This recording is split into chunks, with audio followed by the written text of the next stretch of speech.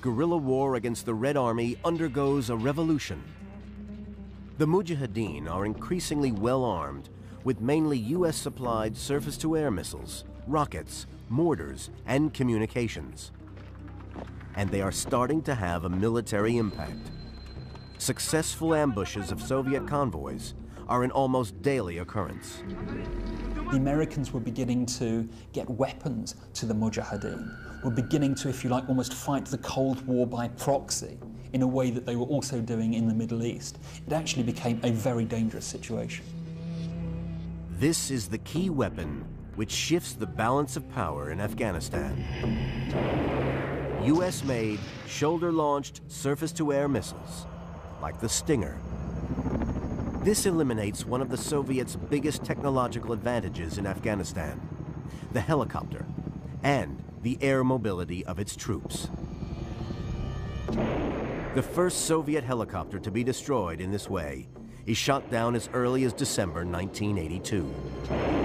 The Americans had supplied the Mujahideen with surface-to-air missiles, and helicopters moving relatively slowly provide a very good target for heavy machine guns.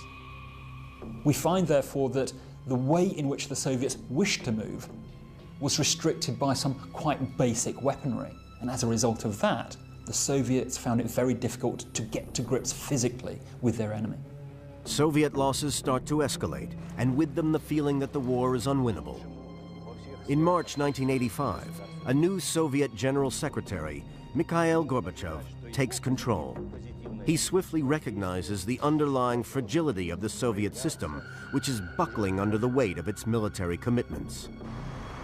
He also recognizes popular hostility to the Afghan war and is desperate to pull his troops out. In February 1988, Gorbachev finally makes the decision and steps up negotiations to find a face-saving formula for withdrawal. It's the beginning of the end of the Soviet Empire. In February 1989, the last Soviet tanks and troops gather in their barracks to withdraw back across the border, out of Afghanistan. Although attempts are made to present this as a victory for moderation, no one is fooled. The Soviets had suffered a collapse of political will to fight on anymore, and had been defeated by an enemy which would never give up. The Afghan guerrillas followed the same strategy of frustration as the Vietnamese communists had. The Soviet armed forces proved to be very casualty averse. The ability of Soviet society to tolerate the kind of casualties that were occurring proved to be very, very low. The Mujahideen warlords have won without needing to meet the penultimate requirement in the battle plan for guerrilla warfare, the transition from guerrilla to conventional warfare.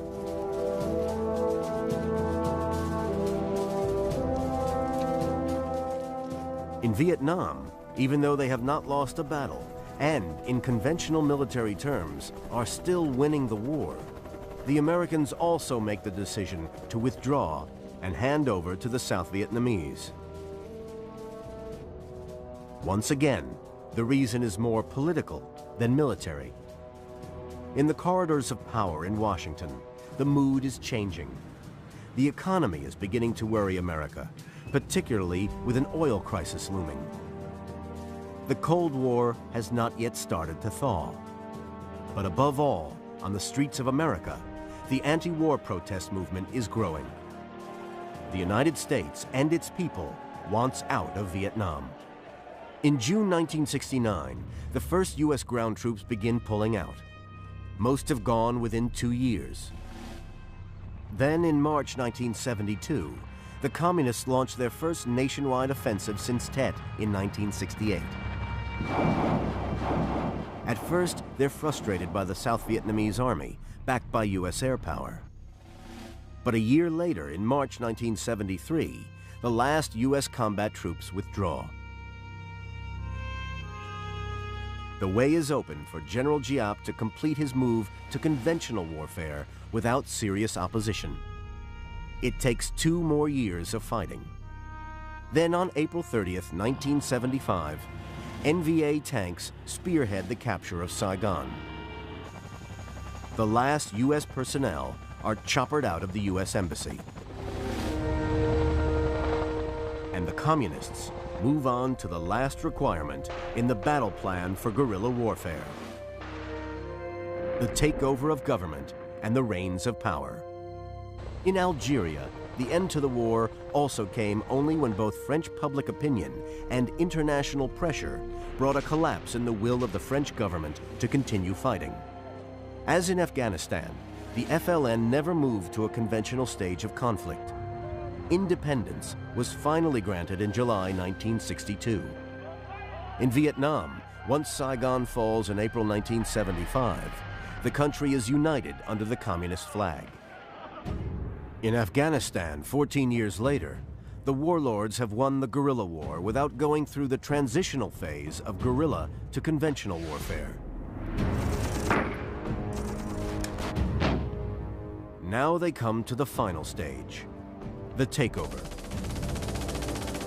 But the victory of the Afghan guerrillas against the Soviet invader is not followed by takeover and a period of peace and unity.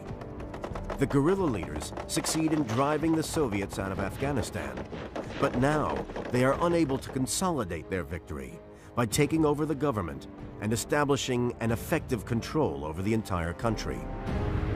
Instead, the evacuation of the Soviet forces was followed by a new civil war in which various guerrilla groups, including groups that had been allied to each other, now fought each other for various forms of control and supremacy. So in the two most decisive wars in the late 20th century, Vietnam and Afghanistan, how did Generals Giap and Westmoreland in Vietnam and the Soviet commanders and the warlords who opposed them in Afghanistan match up to the requirements of the guerrilla battle plan? Objective. In Vietnam, General Giap had a clear objective: unite the country under a communist flag. Westmoreland also had a clear military objective: stop the spread of communism, but no long-term political strategy. In Afghanistan, the Soviet commanders had a clear objective: to expand and cement Soviet control. And the Mujahideen leaders also had a clear objective: throw out an invader.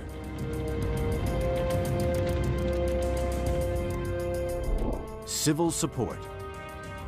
In Vietnam, Giap built up a system for winning over the hearts and minds of the South Vietnamese population. Westmoreland took certain limited measures in an attempt to achieve this, but preferred conventional military methods to hearts and minds. In Afghanistan, the Soviets also tried limited hearts and minds, but failed. The Mujahideen leaders didn't even have to try, because they already had the support of the rural population. Build-up.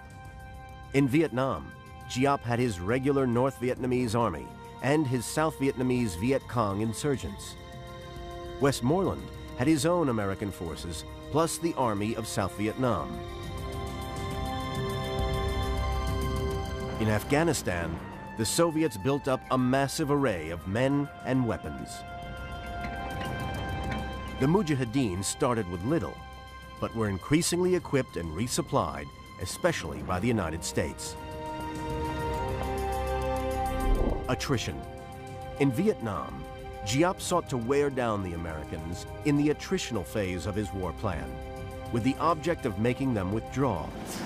Westmoreland's definition of attrition was different: kill as many North Vietnamese and Viet Cong as possible. In Afghanistan initially, the Soviets appeared to be winning this requirement, partly because their helicopters gave them more mobility and penetration. As soon as the Mujahideen began to acquire new arms, however, most especially the US-made and supplied Stinger shoulder-launched missile, they began to win. Transition. In Vietnam, General Giap almost threw away the war by seeking to move from insurgency to conventional warfare too quickly. In the last days after the withdrawal of the Americans, transition was rapid, with the South Vietnamese army providing little effective resistance. In Afghanistan, the Mujahideen had no need to change from being a guerrilla force into a conventional army. Takeover. In Vietnam, the country was immediately united under the communist flag. In Afghanistan, rather than seek unity or revolution, triumphant Mujahideen leaders reverted to the old system of intertribal rivalries and conflicts, which set the country on the road to the Taliban and the likes of Al-Qaeda and Osama bin Laden.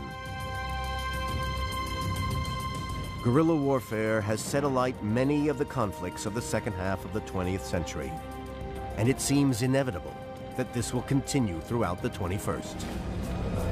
As long as the world sees the strategically weak faced by a strong force, guerrilla warfare will have currency. It pits the weak against the strong and gives them the ability to strike a devastating blow against an enemy, whether it's in the political context of an insurgency or the more military context of an invader. Guerrilla warfare is one of the most basic forms of fighting. Even in today's technological age, it still relies on the individual rather than the sophistication of weaponry. It still allows the David to take on the Goliath. For this reason, it still works. For this reason, it will always be with us.